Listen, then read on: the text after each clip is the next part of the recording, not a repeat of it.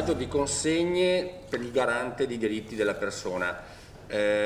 Un cambio importante, sicuramente un grazie a Mirella Gallinaro che per 2 mandati ha ricoperto questo ruolo, ma sicuramente chi è arrivato farà molto bene. Io conosco personalmente l'avvocato Mario Caramel, l'ho avuto per 5 anni quando ero in giunta a fianco del presidente Luca Zaia e so delle capacità umane, capacità tecniche e acume anche amministrativo per affrontare le cose e risolverlo. Sicuramente avremo un buon garante che farà i prossimi 5 anni a favore dei cittadini del Veneto e a favore della regione del Veneto. Mario Caramel.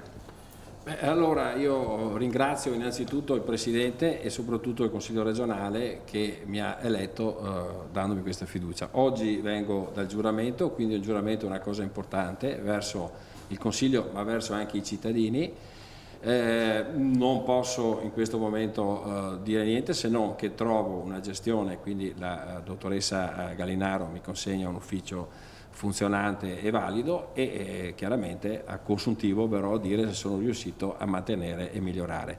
Voglio solo cogliere l'occasione col Presidente di dire che questa è una figura che va anche, come si può dire, fatta conoscere, perché da una fusione di 3-4 figure, 3 figure fatte con lo Statuto, riassume le funzioni della difesa civica, quindi accesso agli atti, malfunzionamento dell'amministrazione, le funzioni del tutore dei minori, quindi adolescenza e infanzia, e le funzioni delle persone private della libertà personale, quindi detenuti eccetera. Quindi chiaramente ci mettiamo a disposizione.